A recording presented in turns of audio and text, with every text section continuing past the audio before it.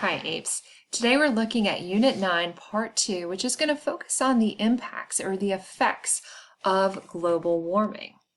So first off, one question that a lot of people often ask is how do we know the history of our CO2 and the history of our temperature when no one was around 400,000 years ago to see those drastic shifts in our temperature and our shifts from glacials to interglacial periods? Now, how we do know this is we take a look at ice cores. So ice cores are, you send a core down into our glaciers. So ice gets laid down very similar to like rings of a tree. And you have seasonal snowfall, and in that snowfall it will become compact, and when that snow freezes, it traps the makeup of the atmosphere in ice bubbles. Atmospheric gases are trapped in the bubbles of ice cores. So when we dig down into an ice core, we can take a look. We can see how many years ago it was based on how many layers of that snowfall there have been. And we can see the makeup of gases of the atmosphere at that time. And we know the relationship between gas concentrations and temperature in our atmosphere now, and we can extrapolate it back to how it was then. Now also, we don't only look at that, we'll also look at sediment cores from areas around the world to see the global climate as well. And we can match up the timing. So we can take sediment cores, see what types of pollen, what types of vegetation were around at that time, and we can make assumptions about the climate. We don't know exact temperature, we don't know exact precipitation, but we can have generalizations about how warm or cool our atmosphere is, and we can see the concentrations of gases. Now, ever since about 1850 or so, we do have direct actual temperature data. So we do, since the Industrial Revolution, we have seen our actual temperature data. Now, in that past history, the 400,000 years, there has to be a reason prior to humans being on the planet of why we see the glacial and interglacial period. And there are natural reasons for these giant fluctuations in temperature. Now, one very thing that might not throw us into an ice age, but definitely could impact our climate are volcanoes. There have been periods of very rapid volcanic activity that do send out a lot of dust and particulates into our atmosphere, and a high amount of volcanic activity can actually have a cooling effect on our planet because they put out dust and particulates that might block incoming sun. Now, another thing that has a big impact is our solar input. On the sun, there are black spots, and we call those sunspots. Now, sunspots are areas that around those sunspots, you have increased activity from the sun. So the black spot itself has a reduced amount of energy, but around it, you see these solar flares. So when you have a lot of sunspots, you have more of an input from the sun. And when you have a very low amount of sunspots, that means that you have reduced input of solar energy. And it follows a very, very predictable pattern of sunspots. And this goes back to Galileo's time tracking these sunspot cycles. So here we are right at 2020, and we are at a minimum. So we would predict that based on our sunspot activity, that we would be at a very cool spot in our temperature cycle, when in actuality, the last few years have been incredibly warm. So you do see a cycle of sunspot activity that does correspond with energy receiving from the sun. Meteors can act very similarly to volcanoes, that they do have a cooling effect as well. But overall, probably the sun and the energy coming from the sun and how it's received has the biggest impact on our glacial and interglacial periods. The volcanoes and meteors are a little bit too episodic, but there is a cycle of how our Earth and Sun interact, and we call that the Milankovitch cycles. And what that does is it sets up this series of input of the sun based on our distance from the sun, how the angle of the sun, how the angle of the Earth is tilted towards the sun, and the direction of that tilt. We see a shift in all three of those components with the Milankovitch cycles. So with the Milankovitch cycles, what we take a look at is our distance from the sun. Our elliptical orbit does vary. We take a look at the angle of tilt. There is a variation in the angle of tilt, somewhere between 22.1 to 24.5. Right now we're about 23.5. And also, it's the way that the axis of the Earth is tilted. So right now in our winter time in December, here in the northern hemisphere, we are tilted away from the sun. But there has been times in geologic history that in December, we were tilted towards the sun. So these have all shifted throughout Earth's history. And when you take a look at these components of the Milankovitch cycles, it does match up very closely with our stages of glaciation.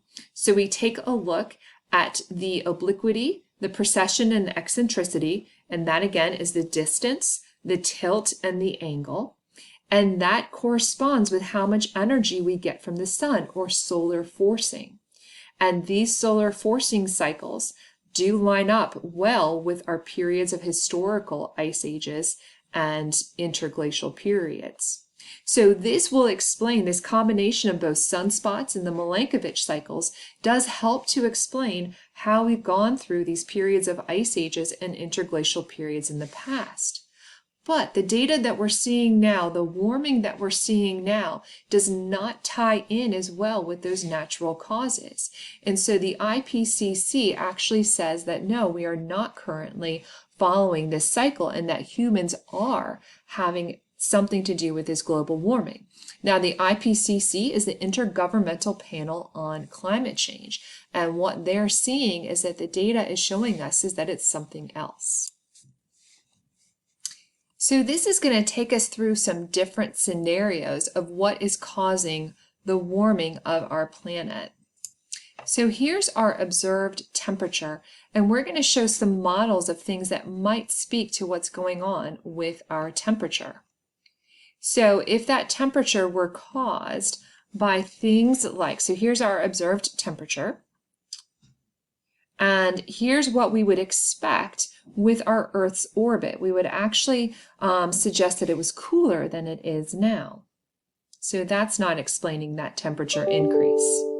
Here's solar input. So this would actually be about average. So it's not just strictly solar input. This would be the impact of the volcanic activity that we've seen in the past several decades, and that would only slightly increase our temperature.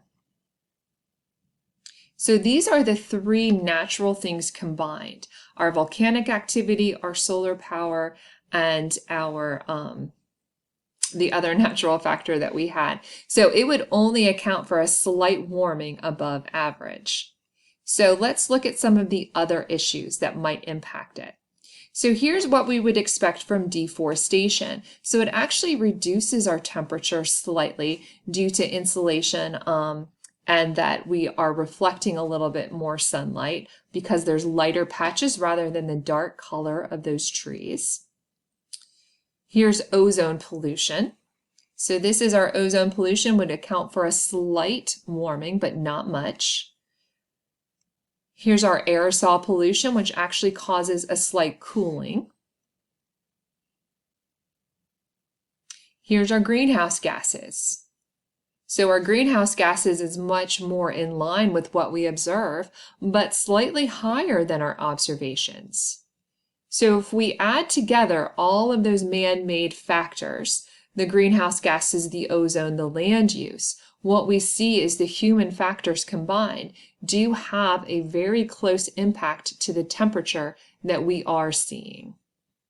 So these are all the factors combined, both natural and man-made, and we can see that it closely aligns with the temperature patterns that we're seeing. So one important thing to note is that when we talk about our historical patterns and that tie of CO2, This is a graph that takes our CO2 concentrations back 400,000 years. We see those variations. We can tie these to our interglacial periods and our ice ages.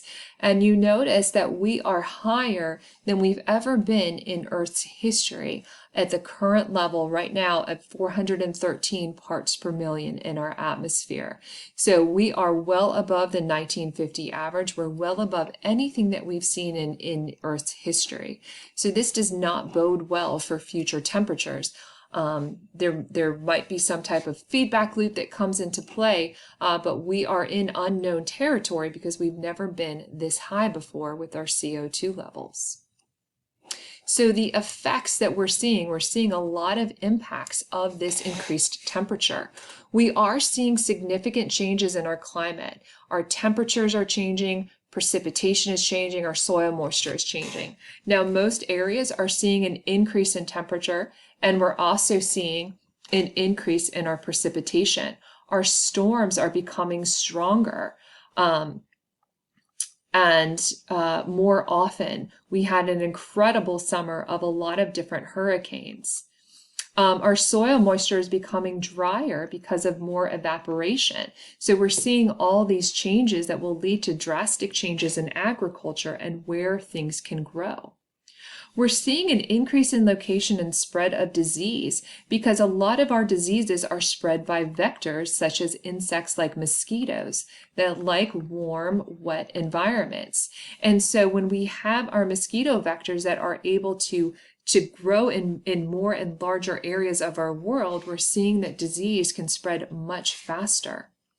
We're seeing a warming of our ocean, and that's leading to sea level rise. Now, there are a couple of reasons why we see our sea level rise. One is the actual warming of the ocean. When the ocean gets warmer, it goes through thermal expansion. Those particles get slightly bigger. And when that happens, it increases the volume of our ocean. And the other way that our oceans are rising is the melting of land ice. Now, this is a really important exception to make, that land ice is very different than sea ice. These are glaciers. This is landlocked water. Most of our fresh water is tied up in glaciers. It's not part of our ocean system. And so when we have land ice that melts, our glaciers melt, it adds water to the ocean. So that's adding volume to our ocean. Now, we are seeing a melting of sea ice in our northern hemisphere, in our North Pole. Now, melting of sea ice does not impact our sea level rise because the ice itself displaces the water that it's in. But what we are seeing is a loss of habitat for things like polar bears that rely on that sea ice for hunting. They use those sea ice patches as places to rest, places to pull up their seals to eat. So the melting of the sea ice is having a real impact habitat-wise.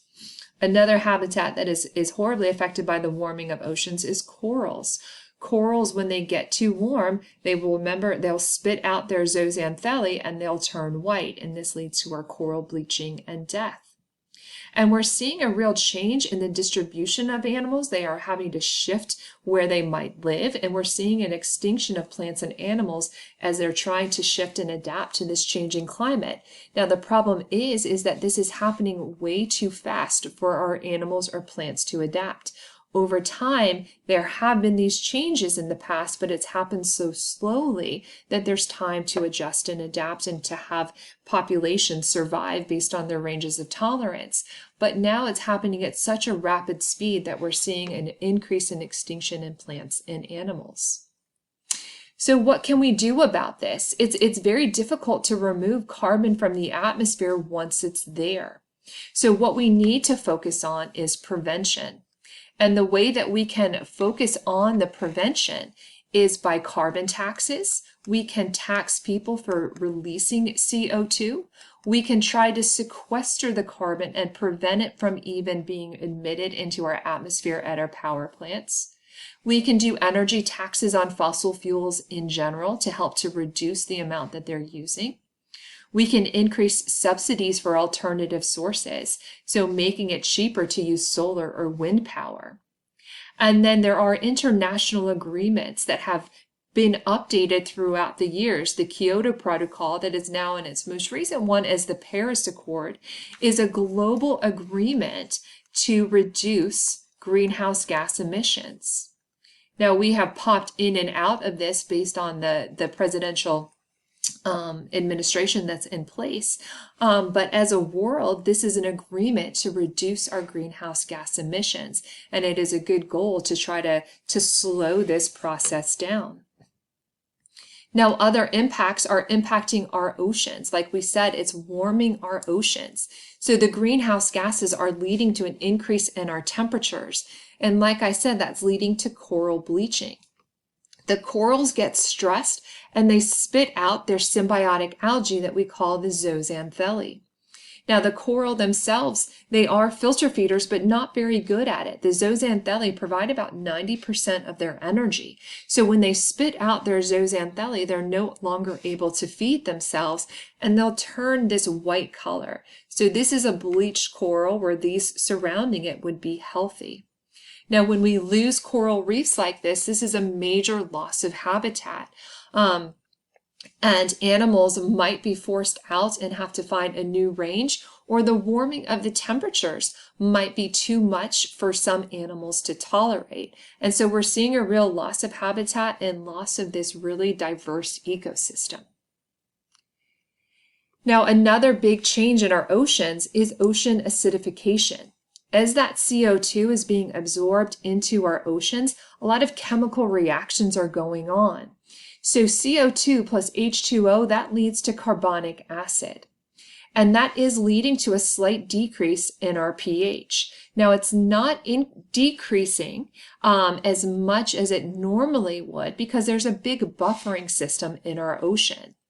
So what's going on, rather than the what we like to see as a calcium plus carbonate reaction that leads to calcium carbonate for shells of coral and snails.